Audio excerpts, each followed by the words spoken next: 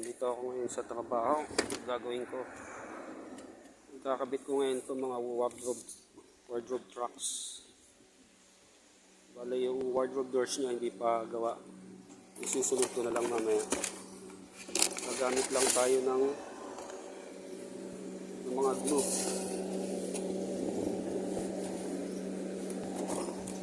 Yung glue tsaka mga drill.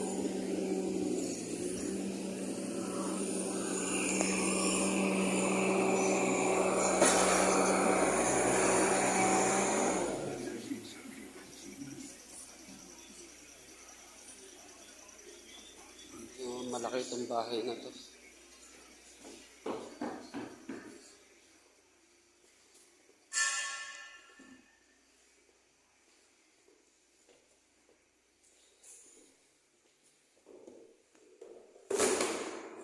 Ito yung area ng wardrobe.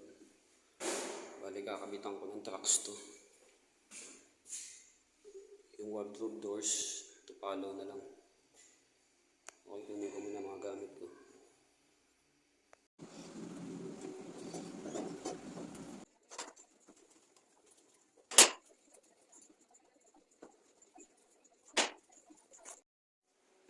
Bali ito yung kakabitan ko. Pinipare ko na yung mga trucks. Kinapaut ko na yung mga kailangan i-cut. Kasi ito may skirting. Kailangan i-cut yung portion na yun. And then, sa loob ng jam na yan, kailangan mong idikit itong 16mm board para hindi siya hollow sa loob.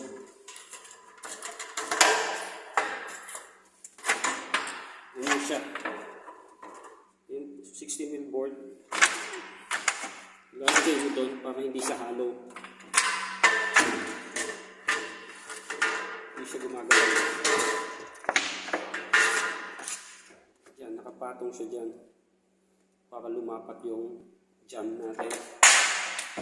Okay. Ikakapit ko na siya. Bali, ginagamitan lang siya natin ng glue. Ayan, dinidikit lang yun. Okay, gawin ko na.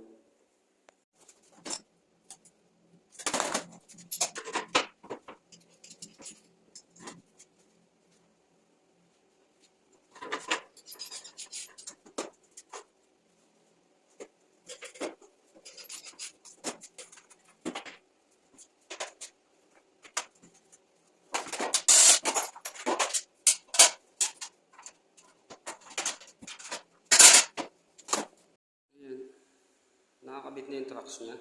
Same procedures lang yan sa mga ibang kwarto.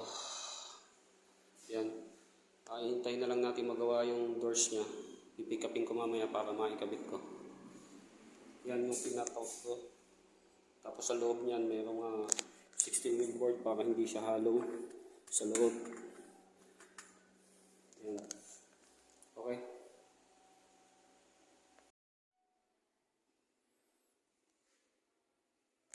So, ito nga pala itong bedroom ko. Papakita ko lang sa inyo, both sides siya, meron siyang skirting. Yan, both sides. Kaya kailangan kong tabasan. Kailangan kong i-cut out, both sides yun, para pumantay sa wall. And then, sa likod nito, kailangan nilagyan ng board para hindi siya hollow. Yan. Okay, simulan natin. Ready ko na yan lahat. May cut out na lahat. I-glue na lang natin at saka ito pamili yung taas. Okay.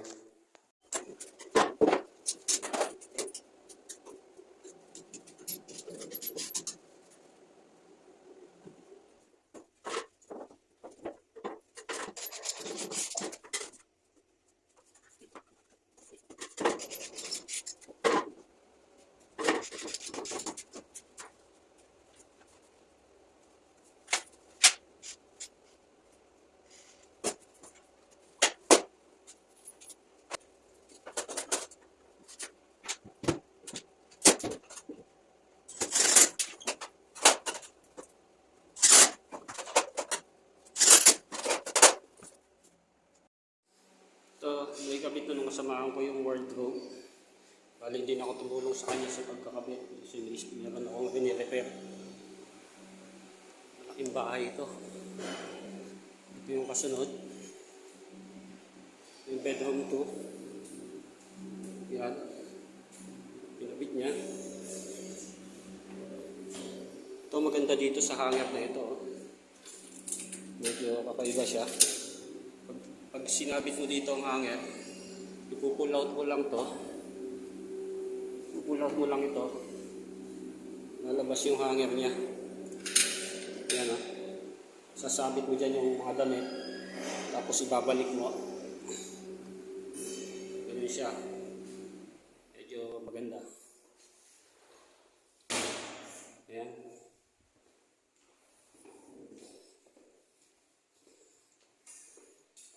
Ito naman yung pangatlong kwarto. Laki. Hindi ko lang alam kung para saan yung mga yan. Nakalagay sa ceiling. Ganun din siya.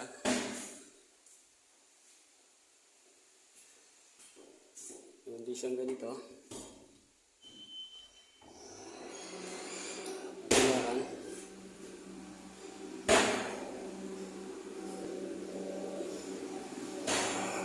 Okay, mga brad, hanggang sa muli.